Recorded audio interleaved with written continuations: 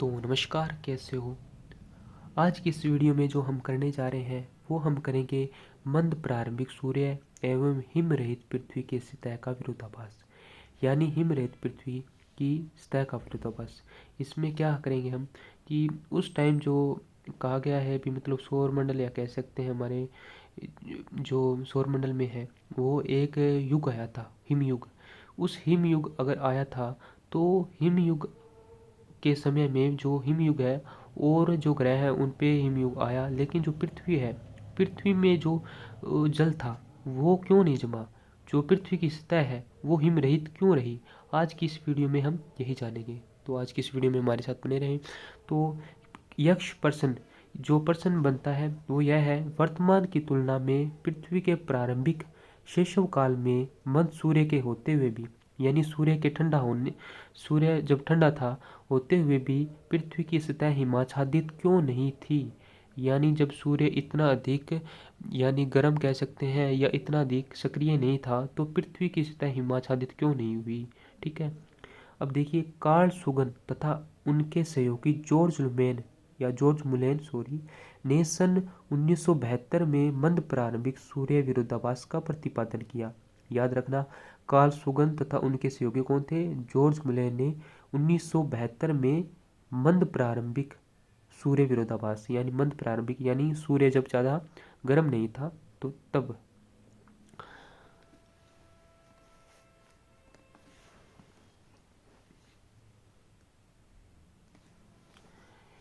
इस विरोधाभास के निम्न आधार थे। पृथ्वी की आयु 4 से 5 अरब वर्ष है। पृथ्वी के 4.5 अरब वर्ष के इतिहास में 4 अरब वर्ष तक पृथ्वी की जलवायु लगभग स्थिर रही, यद्यपि सौर्य विकिरण में 20 से 30% की वृद्धि हुई। ठीक है, अब देखिए इसमें क्या कहा गया है भी पृथ्वी की जो आयु है वो 4 से 5 अरब वर्ष है। ठीक है, और 4 से 5 अरब वर्ष के इतिहास में जो 4 अरब वर्ष तक है पृथ्वी की जलवायु है वो स्थिर थी। ठीक है, वो लगभग स्थिर थी। और क्योंकि सूर्य जो विकिरण है उसमें 4 वर्ष पहले 20 से 30% की वृद्धि हुई है। ठीक है, हुई थी कह सकते हैं। इस प्रकार विरोधाभासी प्रश्न उठता है कि उपयुक्त तथ्य के होते हुए भी अपनी शेषावस्था में पृथ्वी की सतह हिमाच्छादित क्यों नहीं थी। ठीक है, भी इसमें कहा गया है भी मतलब पृथ्वी है भी सूर्य है वो ठंडा था या कह सकते हैं ज़्यादा गर्म नहीं था, तो उस समय जो शेषावस्था है वो शेषावस्था में पृथ्वी है वो हिमाच्छादित क्यों नहीं हुई। इसके प्रमाण में जो है तथ्य दिए गए हैं या इसके प्रमाण दिए गए हैं अलग अलग विद्वानों ने, जिनमें सबसे पहला प्रमाण है जिम कास्टिंग की व्याख्या। अमेरिकी वायुमंडल विज्ञानी जिम कास्टिंग ने उपयुक्त विरोधाभासी प्रश्न के उत्तर में सन 1993 में अपनी व्याख्या प्रस्तुत की। 1993 में जिम कास्टिंग ने, अमेरिकी था ये, इसने जो तथ्य या व्याख्या दी, कास्टिंग के अनुसार पृथ्वी के वायुमंडल में कार्बन डाइऑक्साइड का सांद्रण 30% था। इसने क्या माना भी वायुमंडल में उस समय 30% कार्बन डाइऑक्साइड थी। ठीक है, सांद्रण था। इस प्रकार कार्बन डाइऑक्साइड ने पृथ्वी के चारों ओर हरित ग्रह गैस की मोटी रक्षक परत का निर्माण कर दिया।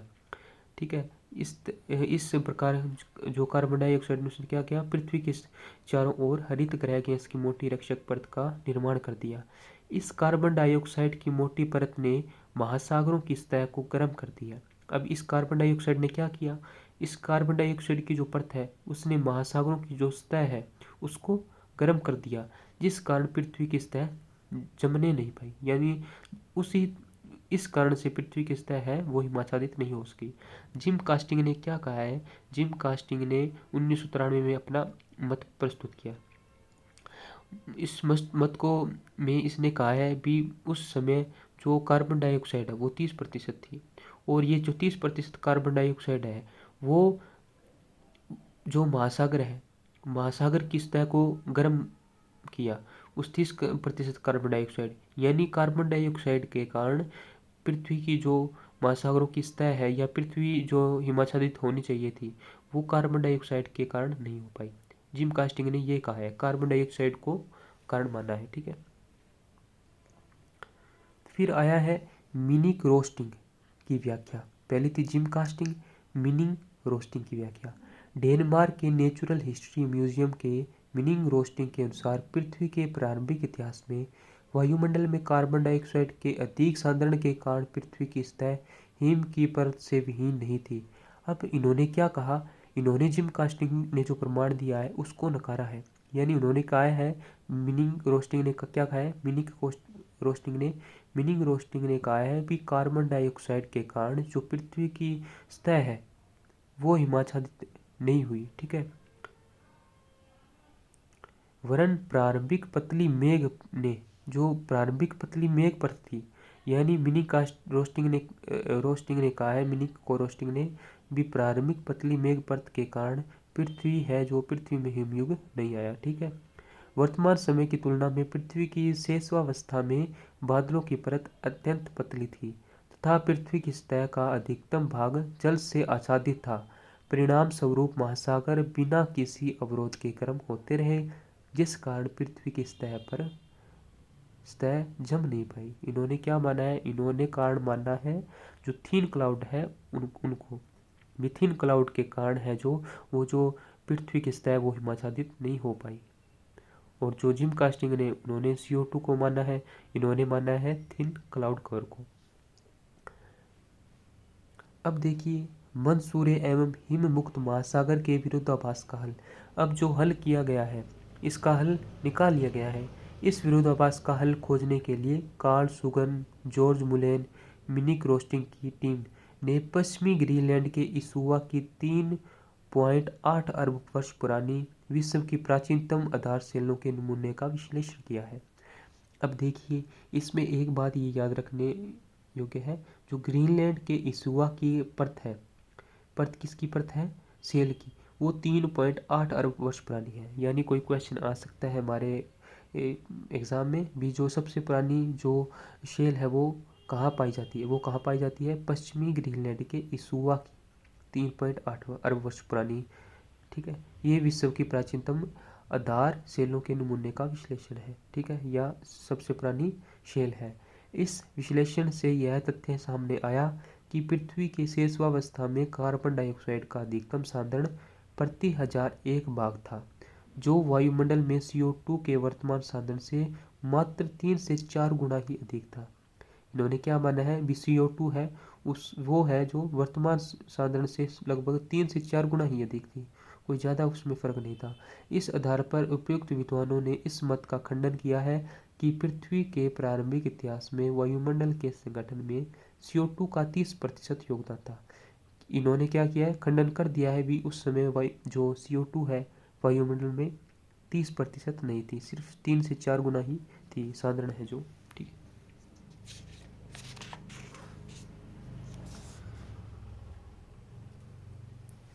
अब देखिए इन